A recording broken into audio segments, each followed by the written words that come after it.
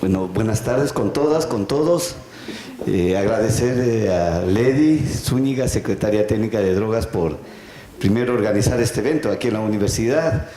Estoy bastante contento de ver que hay mayor presencia femenina, eso es bueno.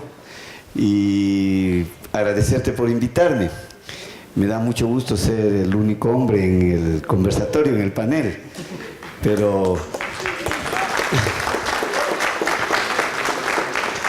esto es una cosa agradable que me está pasando los últimos momentos. Hoy de mañana acabo de asistir a la Asamblea Nacional y fui acompañado de 20 mujeres, yo fui solo, dirigentes nacionales de organizaciones de mujeres. Y fuimos a debatir algo que ya no debería debatirse en el país: la necesidad de despenalizar el aborto a causa de violación. Yo presenté ese proyecto de reformas al Código Penal hace 2 años y ahí está escondido. Hay miedo de debatir esos temas. Como yo les dije en la asamblea, en el pleno, cuando di mi rendición de cuentas, dejemos de ser mojigatos y debatamos los temas fundamentales en el país. Estos son temas, pues. Miren, todavía yendo a explicar en la Comisión de Justicia de la Asamblea por qué es necesario que en el Ecuador despenalicen el aborto cuando el embarazo es a causa de una violación.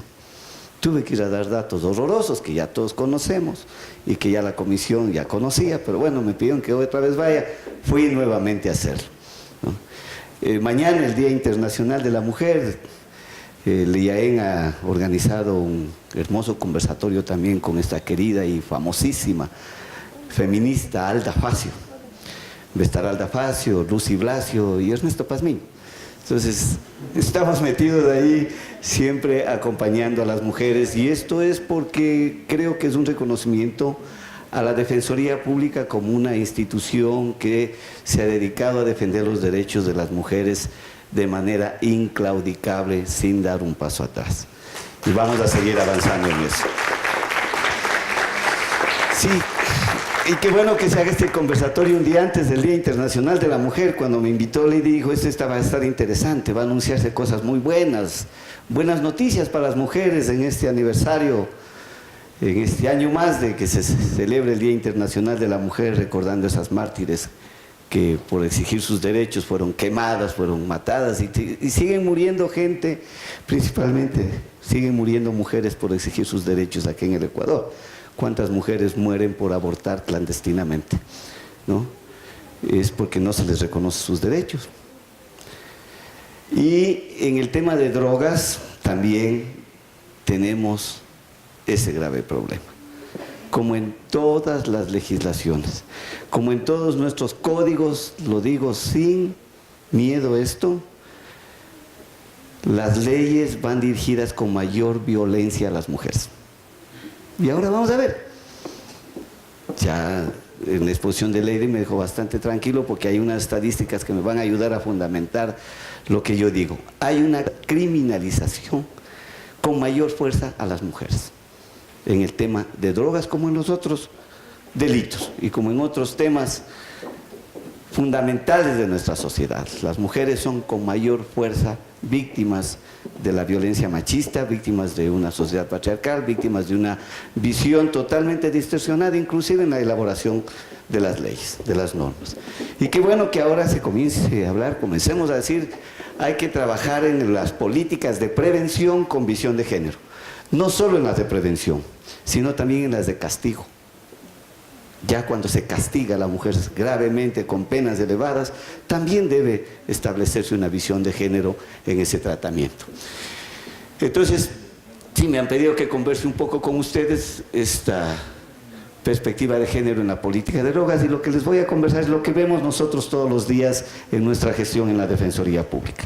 O sea, verdades demostradas, investigaciones empíricas que están ahí, que no podemos negarlo, y que al contrario deben servirnos para sensibilizarnos y cambiar esta durísima realidad que vivimos todavía en el Ecuador, que no se legisla y no se elabora políticas con perspectiva de género. Quien conozca las cárceles van a coincidir conmigo. El rostro de las mujeres encarceladas es rostros de pobreza, exclusivamente. Y las mujeres encarceladas, como ya nos dio las estadísticas, Lady, la mayoría son por problemas de drogas. Y qué lindo esa estadística que nos da Lady. Del 100% de mujeres encarceladas por drogas, el 95% son por pequeñas cantidades, por microtráfico. Esas mujeres que por pobreza están vendiendo 5 gramos, 6 gramos, 7 gramos. Esas mujeres están ahí. Entonces vemos que el perfil de las mujeres que están en cárcel por drogas son mujeres pobres, bajo nivel de escolaridad, bajo nivel educativo, son madres jefas de hogar, la gran mayoría, madres solteras o madres jefas de hogar, son responsables del cuidado de personas dependientes, niños, niñas, jóvenes, personas adultas, mayores o personas con discapacidad. Representan un 69 al 79% de las mujeres encarceladas a nivel nacional. Este dato es crudo, o sea, la mayor cantidad de mujeres en cárcel es por drogas. Y de esas, como nos dice Lady, la mayor cantidad son por microtráfico, o sea, por pequeñísimas cantidades. ¿Y por qué insisto en esto? Por lo que vamos a ver luego. Que ese problema del microtráfico, donde intervienen mujeres, no debe solucionarse con el encierro, con la cárcel, porque son esas pequeñísimas cantidades. ¿Qué molesta, sí? Que dice, están vendiendo a la salida de los colegios, a la salida de las escuelas, etcétera. Pero la solución no está encerrando a estas mujeres. Hay otras medidas mucho más efectivas y humanas y que tienen resultados más eficientes que el encierro. Pero acá se ha legislado con una visión exclusivamente punitiva. Punitiva. Ya vamos a ver cómo a partir de la vigencia del COVID la cosa se agrava. Por suerte yo tengo por escrito, lo vengo gritando desde hace algunos años, mi oposición a la visión punitiva que tenía el Código Orgánico Integral Penal. Y ahora es evidente eso, la visión punitiva. Estudiantes, probablemente aquí no todos sean de derecho, están de algunas facultades, ¿no? Pero deben saber, en el año 2010 había 9.660 personas en cárcel, 9.660. Y ahora está alrededor de 40.000 personas en cárcel. El incremento viene a partir de la aprobación del COVID. Cuando se decía que era una reforma progresista, no, así. Entonces también tenemos que hablarle con la verdad a la gente. Yo anuncié que a partir del COVID el incremento de personas en cárcel era terrible. Se construyeron enormes cárceles. Cuando se construyó, más del 60% estaban vacías, porque se construyó para gran cantidad de personas, pero había solo 9.600 personas. Claro, yo dije, ojo, el peligro es el siguiente. Ahora el reto es llenarlas.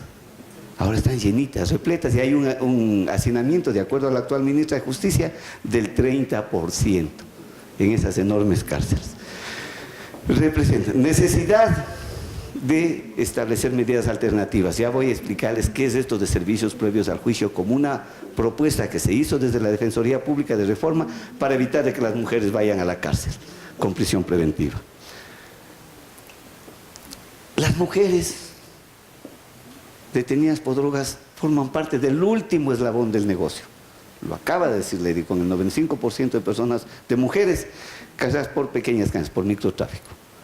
No son peligrosas, no son narcotraficantes, no son grandes narcotraficantes, no son jefas de carteles, como La Reina del Sur, la novela, ¿no es cierto?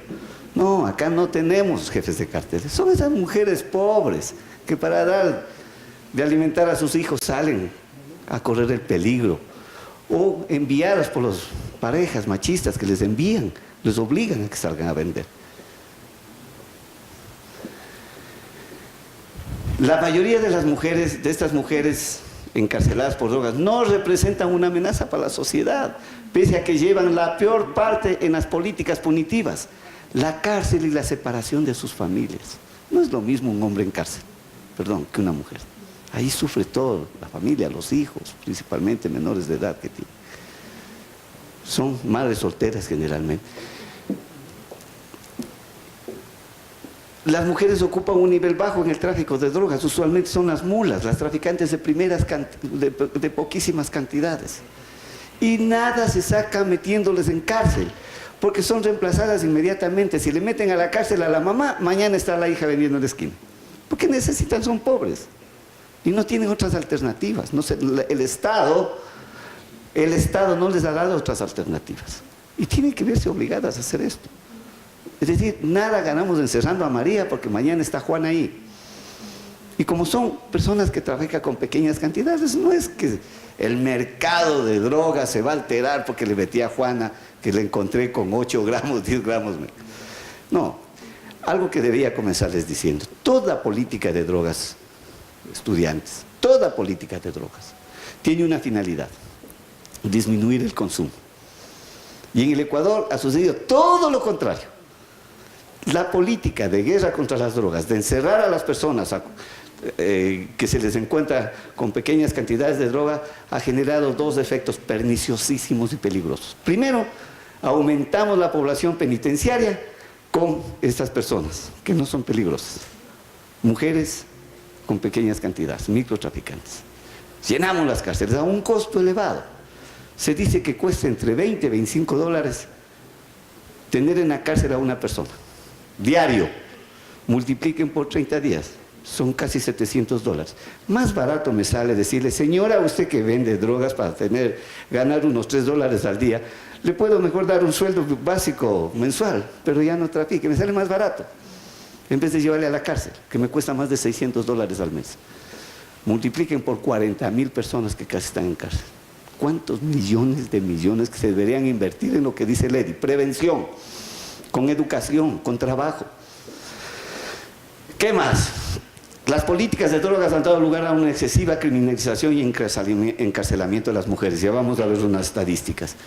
Su encarcelamiento no contribuye a desmantelar los mercados ilegales de drogas. Acabo de darles las razones de eso. Miren, estos son las personas, mujeres, que van a la Defensoría Pública y que hemos atendido. En el año, solo 2017, vean, por delitos contra la propiedad, es decir, robos y hurtos, han ido a la Defensoría Pública 3.076 mujeres. Y el segundo delito, porque el que acuden es por delitos de drogas, 1.586. 2 delitos, consecuencia de la pobreza. Consecuencia de la pobreza. Esas son las personas. Miren, ¿qué cantidad de mujeres están en cárcel? Por pequeños delitos. Tenemos en cárceles a personas, a mujeres que en el bus han robado 8 dólares y se les ha condenado a 5 años. Tenemos esos casos terribles. ¿Por qué sucede esto? Queridos amigos, porque hay 2 derechos en pugna, de acuerdo a los derechos que establece la Constitución. El derecho a la seguridad ciudadana, que todos tenemos ese derecho. Todos tenemos derecho a transitar libremente, sin temor a que me roben, a que me asalten, ¿no es cierto? Es el derecho a la seguridad ciudadana. Versus la política de respetar los derechos de las personas. Estos 2 derechos están en pugna. Pero aquí en el Ecuador hemos privilegiado el derecho a la seguridad ciudadana por sobre el respeto a los derechos de las personas. Estas son las consecuencias. Lo que nosotros decimos desde la Defensoría Pública es que pretendemos una administración de justicia que equilibre el poder punitivo del Estado con el respeto a los derechos de las personas. Nada más, así de sencillo. Sí, está bien el poder punitivo, el derecho que tiene el Estado de perseguir el delito, de darnos seguridad, pero debe ser equilibrado al mismo nivel que el respeto a los derechos de las personas. No es que privilegio el interés colectivo de la seguridad ciudadana y todo el mundo se va a la cárcel. Como nos decía el alcalde Nebot los otros días que presentó ese proyecto de reformas del COI.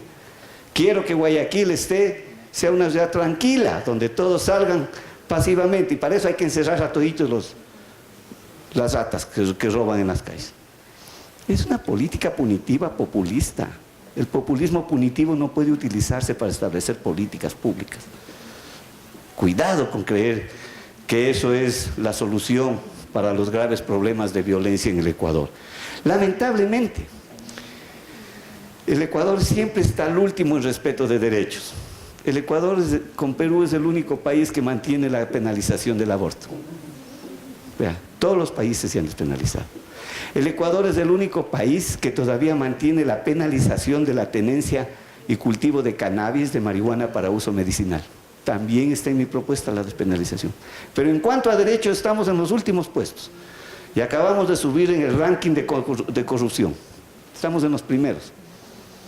Esa es la cultura nuestra. Y debemos también partir para enfocar políticas públicas de la cultura de los ecuatorianos. Esa es nuestra cultura. Véanlo, este es grave. Este es del Consejo de la Judicatura que nos acabó de dar una información la semana anterior. 15.383 sentencias condenatorias desde el 2014 al 2017 por temas de drogas. 15.383 sentencias condenatorias.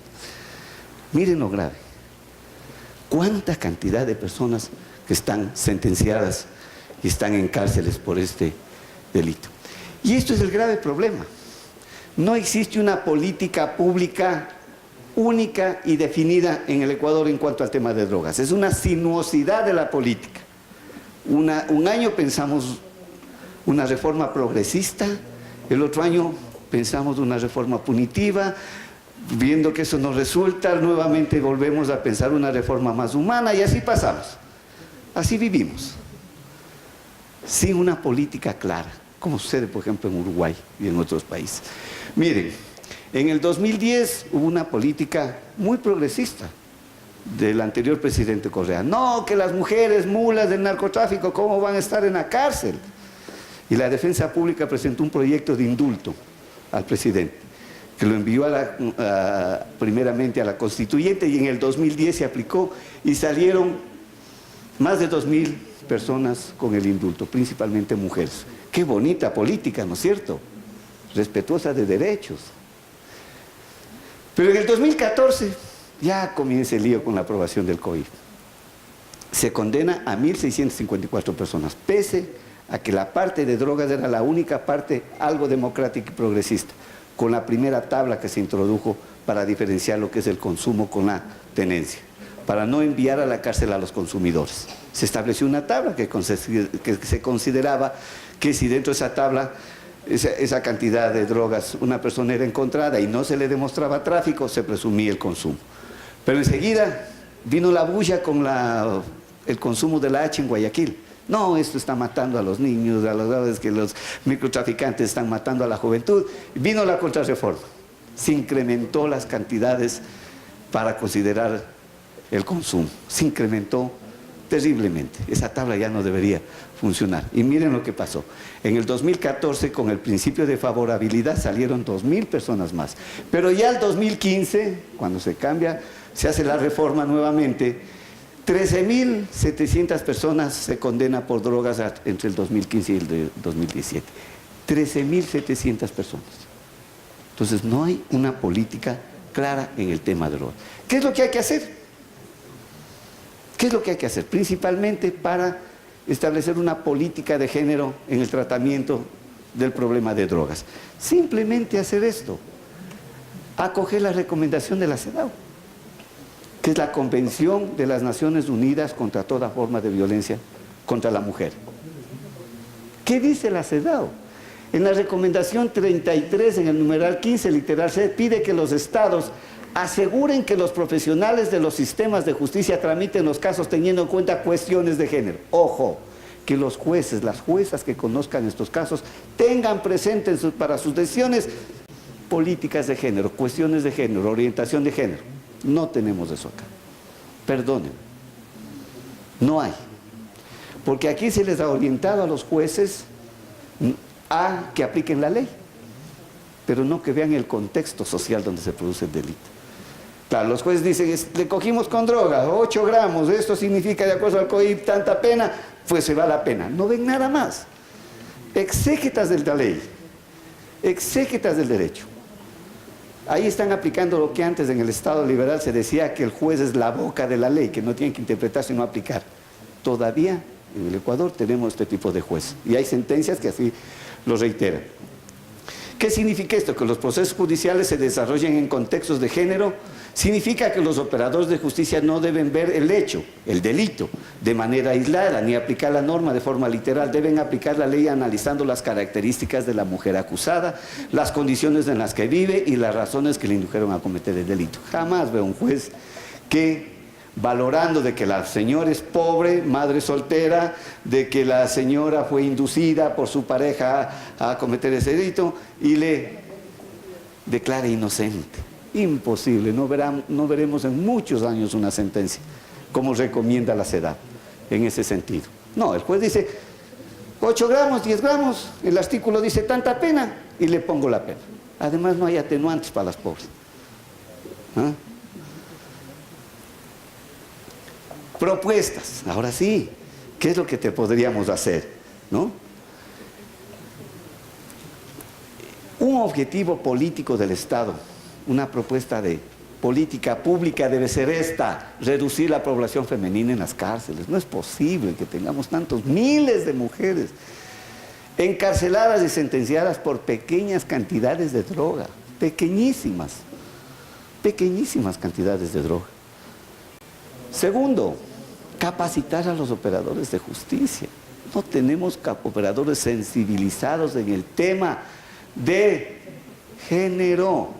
Hoy en la Comisión de Justicia leí una resolución de una jueza, por Dios, sobre un aborto, que decía de que la Biblia dice que el aborto es pecado, de que a las mujeres hay que quererlas, pero cuando cometen hay que juzgarlos, cuando cometen aborto. Y lo dice en la resolución. Y a mí me quieren mentir o hacer creer de que en el Ecuador existe especialización de los jueces para tratar los problemas de género. Falso. El hecho de que haya jueces de la familia, jueces de la mujer, eso no significa que son especializados. Hay jueces que conocen esos casos, pero no jueces especializados, y especializados en estos temas significa tener herramientas diferentes, una sensibilización diferente. No es lo mismo que el policía o el juez, el fiscal vaya a la escena del crimen donde se cometió un asesinato, que ir a la escena del crimen donde se cometió un femicidio o se cometió una violación a una niña de 4 años. No es lo mismo. Eso implica estrategias diferentes, experticias diferentes, manejo de la custodia de la prueba diferente. No tenemos. Si ni siquiera tenemos psicólogos adecuados en número para tratar el tema de la violencia psicológica, la violencia física contra la mujer. No hay especializados. Cuando yo dije no hay en la Comisión Ampetra, después alguien me respondió, no, si hay como 80 jueces de las unidades de familia y violencia con la mujer. Hay los jueces, pero no especializados. Luego, ¿qué nosotros estamos proponiendo? Que la prisión preventiva debe ser la última razón del sistema. Eso dice la Constitución, pero aquí es la primera razón. La primera razón del sistema es la prisión preventiva, porque los jueces están orientados a eso. Perdónenme. Yo tengo jueces que han sido destituidos por error inexcusable por no haber puesto prisión preventiva o por haber revocado. Entonces el mensaje es: cuidado, no pongan prisión preventiva. Y ahora tenemos 40,000 presitos en la cárcel. Nada más. Entonces esto es políticas públicas. Una política pública que deben tomar las autoridades de justicia. No se puede poner en todos los casos prisión preventiva. Vayan a ver. Si aquí hay estudiantes de sociología, de trabajo social, de psicología, pueden ir a las unidades de flagrancia, esas famosas unidades de flagrancia que existen ahora, que yo les he llamado máquinas de moler carne humana. De ahí nadie sale libre. Muy difícil que salga libre una persona. Peor si es mujer y es pobre. Sí, fui con mis estudiantes, yo tengo la suerte de ser profesor de aquí de la Universidad Central de la Facultad de Derecho. Les llevé que vean, porque no me creían las cosas que yo decía. Primera audiencia, una chica de 21 años, estudiante de la UDLA. Muy simpática la chica, bien vestida. Estaban sus papás ahí, muy bien vestidos. ¿Cuál fue el error de la chica? Haber querido sacarse un pantalón y una blusa de Zara. Sonó la alarmita, flagrancia. Formuló cargos la fiscal. La chica se paró, dijo: pido disculpas, cometí un error. La fiscal formuló cargos por el delito de robo y pidió la prisión preventiva. Cuando la defensora pública le dijo: es una chica que está en 2º año de la universidad, aquí está el certificado de la UDLA, ha aprobado no sé cuántos cursos en otras universidades. No les importó nada a la fiscal. Cuando yo dije: fiscal, ¿qué está haciendo después de la audiencia? No es que después me siguen sumario por no pedir prisión preventiva. Por Dios. O sea, prefiero cuidar mi puesto, que me evalúen bien por ser punitivo, antes que respetar los derechos de las personas. Entonces, política pública, que la prisión preventiva sea la última razón del sistema. No tienen por qué poner prisión preventiva en estos delitos, por favor. ¿Qué proponemos hoy? Deben aplicarse penas salidas alternativas al procedimiento penal. Hay, en nuestra Constitución y nuestro Código Penal, el COIP, dice que cuando se va a poner prisión preventiva, el juez tiene que fundamentar por qué las otras medidas que no son prisión no le son suficientes al juez para asegurar la comparecencia de la persona en juicio. El arresto domiciliario, el uso de brazalete electrónico, la presentación cada 8 días o cada 15 días al juzgado, etcétera, que son otras medidas diferentes a la prisión. No, prisión sin fundamentar, como exige la Constitución y la ley, por qué las otras medidas no le son suficientes. Entonces, apliquen la suspensión condicional del proceso. Yo trabajo con mis estudiantes con casos de Chile, con los casos de acá, donde por delitos más graves ni se ponen a discutir prisión preventiva. Y aquí por esos delitos pequeños, prisión preventiva y se van a la cárcel. No hay cómo. Puede hacer la mejor defensa el defensor público, una defensa de calidad, y están en el chivo acá el fiscal. Prisión preventiva y el juez, como el fiscal me pide, tengo que ordenar. Así de sencillo es esto. No se aplica la suspensión de beneficiar del proceso. Pedimos eliminar la acumulación de sustancias para poner penas. ¿Sabe qué pasó en el Ecuador? Lógicamente, con el grito desesperado de la Defensoría Pública, hicieron un fallo de triple reiteración en la Corte y determinaron que, totalmente ilegal e inconstitucional, que si una persona es encontrada con 10 gramos de marihuana, 5 gramos de cocaína, 3 gramos de heroína, una pena por la marihuana, otra pena por la cocaína y otra pena por la heroína, en el mismo acto. Le suman y pueden ponerles penas hasta de 45 años. Y ya tenemos un caso, un señor de 69 años, se le sumó las penas y le condenaron a 39 años. Pena de muerte. Pena de muerte. No, por Dios, así no podemos legislar. Política de género. No, ahí no disgregaron que sea hombre o mujer. Toditos. Todas. Hombres o mujeres. Es que es pobre, me importa. Me importa, lo que me privilegio es la seguridad ciudadana, no sus derechos, señor. Presentarse ante la autoridad, vea, señorita, señor, usted ha cometido este error. No le voy a mandar a la cárcel, pero no vuelva a cometer. Le voy a controlar en libertad de que no cometa. Preséntese cada 8 días aquí, usted tiene 2 hijitos, matricúleles en la escuela. Y con eso no se va a la cárcel, pero le vamos a estar viendo que usted no cometa nuevamente el error. En cambio, si le manda a la cárcel, sale, como no tiene trabajo, lo primero que va a hacer es ya buscar a vender más cantidad de drogas por la que entró. O sea, es una simbiosis, una espiral delictiva mucho más grave que la que se pretende curar con el encierro. Mucho más grave. Usar el brazalete electrónico, hacer trabajos en la comunidad, etcétera. Hay tantos mecanismos.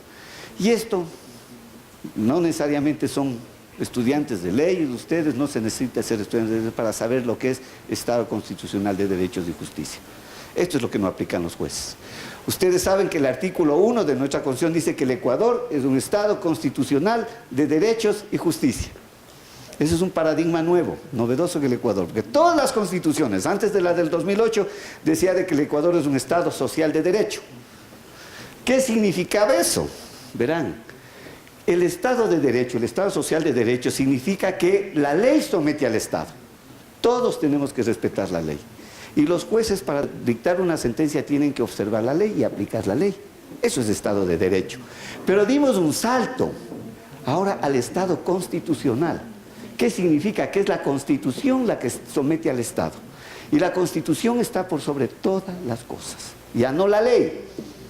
Pero ahora tenemos el Estado de derechos en el Ecuador, señores. El Estado de derechos, así dice el artículo 1 de la Constitución. ¿Qué significa? Que los derechos se someten al Estado. ¿Qué derechos? Lo que está en la Constitución. Esos derechos son los que tienen que observarse. Pero ahora los jueces siguen aquí, no se les ha capacitado para eso. No se les ha capacitado para que ahora respeten los derechos y no la ley.